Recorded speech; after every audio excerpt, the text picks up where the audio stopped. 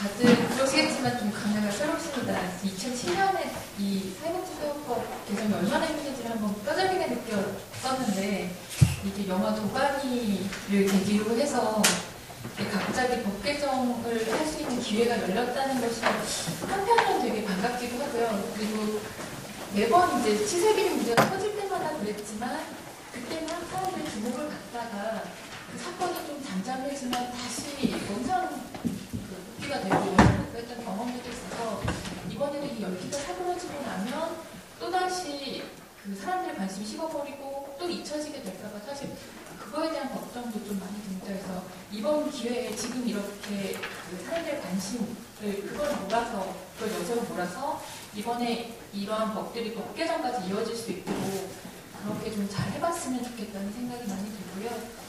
이제 문제는 아까 말씀하셨던 것처럼 이 법이 어떤 내용으로 개정이 되느냐일 것 같습니다. 지난 6일에 이제 이미 이제 하나당 아주 발빠르게 법안을 개정하겠다 발표를 하고 지난 6일에 이제 개정안을 내놨는데 그 내용을 보시면 아시겠지만 17대 정부에서 발의했던 안을 많이 채용하고 있고요. 거기서 이제 보조금을 받는 법인에 한해서 공익이사 4분의 1을 선임하고 해임 사유가 발생된 임원에 대해서 직무집행 정지를 하는 내용을 가지고 이렇게 그 법을 개정안을 내놨는데 사실 그걸 뛰어넘지 못했다는 것이 저희 입장에서는 조금 아쉬움이 있습니다. 여러분도 잘 알고 계시겠지만 이게 이제 상당히 오래 끌었던 문제이고 그렇기 때문에 지금 현재는 이 수준만으로는 좀 여기에 머물러서 좀 곤란하다 이렇게 저희는 판단하고 있고요. 그래서 사회복지사에서 반복적으로 뭐 비리나 인권 침해가 왜 발생하냐 이런 것들을 우리가 고민해 봤을 때 그리고 또 이런 것들이 시설 밖으로 아까 김정환 평가가 얘기했던 것처럼 이런 것들이 되게 장기간에 걸쳐서 벌어지고 있는데도 불구하고 이게 시설 밖으로 알려지지 않고 처벌도 제대로 이루어지지 않았던 이유가 뭐냐 이렇게 생각을 해보면 사실은 시설 거주자에게 시설 이외에 다른 방안이 선택안이 없기 때문에 그렇다. 저희는 좀 그렇게 판단을 하고 있습니다. 그 생활시설이 아니라고 하더라도 지역사회에 나와서 스스로 살아갈 수 있는 방법이 충분히 있다면 도대체 누가 그렇게 심각한 인권 침해가 자행되고 있는 시설에 남아 있겠습니까? 그래서 이 사회가 자꾸만 장애인이나 아니면 사회적 약자들에게 시설에서 살라고 강요하면서 시설에서 사는 것 이외에 다른 선택안을 주지 않기 때문에 이렇게 심각한 그 인권 침해 문제들이 발생하고 비리가 발생한다. 그리고 그렇게 했음에도 불구하고 시설에서 벗어나지 못한 채 숨지가 계속 살아가고 있는 게 아니냐 저희는 그렇게 생각하고 있습니다. 그래서 저희 아까 말씀드렸던 것처럼 그래서 지금 순간은 단순히 지금 막 떠들고 있는 것처럼 사회복지법인의 시설 공공성, 투명성, 민주성 이것도 매우 중요하지만 여기에 머무를 것이 아니라 탈시설 자립생활 방안까지 함께 연결지어서 대책을 마련해야 한다. 그렇게 생각하고 있고요.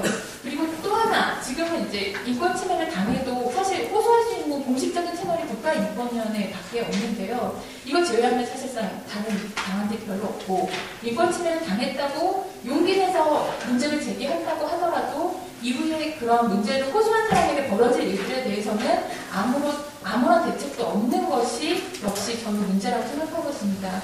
그래서 사회복지시설에서 인권 침해가 발생했을 때 그것들을 어떻게 풀어갈 것인가에 대한 대안 역시도 필요하다고 생각하고 있습니다.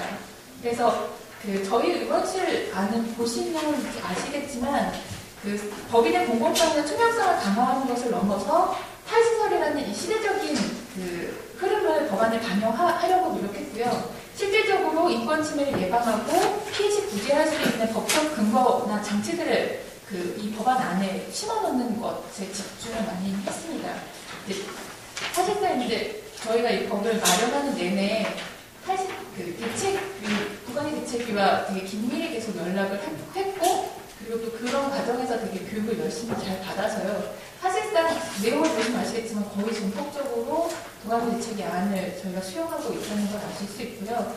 그리고 이제 오늘 아까 의원님께서 말씀하신 것처럼 사실 이게 그냥 갈 수 있을까 좀 저희도 약간 조심스럽긴 했는데 민주당에서 그 안을 그대로 받아서 오늘 당론 발의를 결정했기 때문에 이 상태가 되면 오늘 이제 정부가 안 나왔는데 어제 저희가 확인한 바에 따르면 정부는 정부 프로세스 상은 사실 법안을 내는 데까지 한 3개월 정도가 걸리는데 여러 가지 절차들을 밟아야 되기 때문에 그래서 아까 말씀드렸던 것처럼 지금 이 시점에 되게 중요하다고 저희는 판단하고 있어서 정부는 일단 3개월 걸리는 이 과정들을 하지 않을 생각이에요.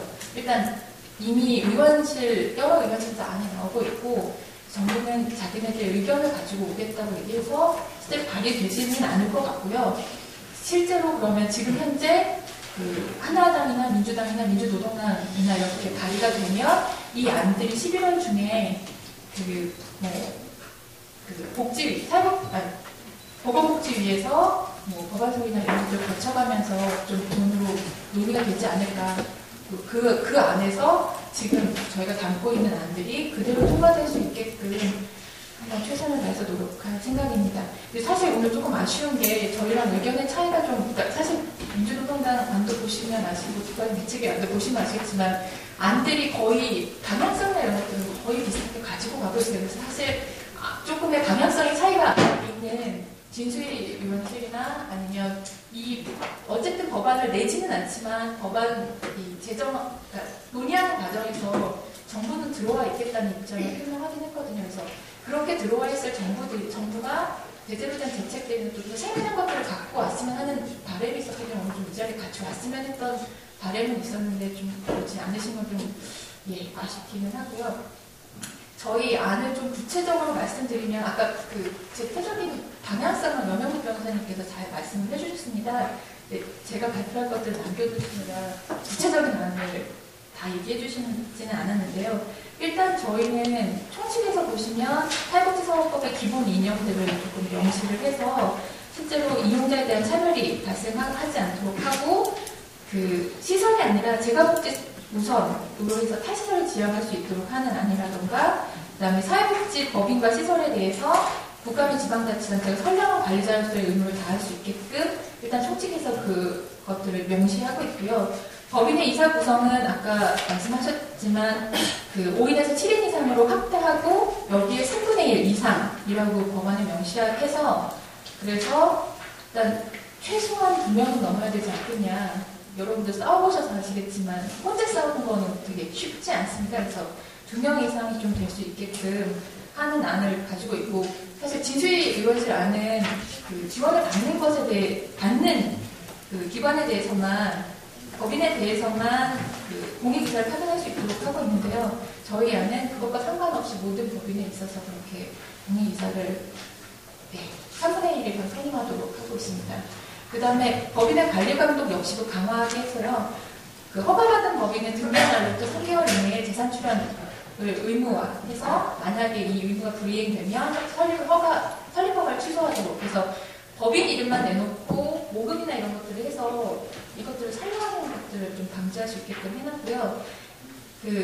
임학교 때도 여러분 아시지만 재판이나 이런 것들이 들어가고 있는 내내 사실은 그분들이 그대로 임원으로서 지위를 가지고 계셨기 때문에 저희 안에서는 불법 등으로 이제 해임사유가 발생된 임원에 대해서는 조사나 심사가 진행 중인 경우 보건복지부 장관이 해당 임원을 직무정지할 수 있게끔 그렇게 임원의 직무정지에 대한 규정도 넣어놓고 있습니다.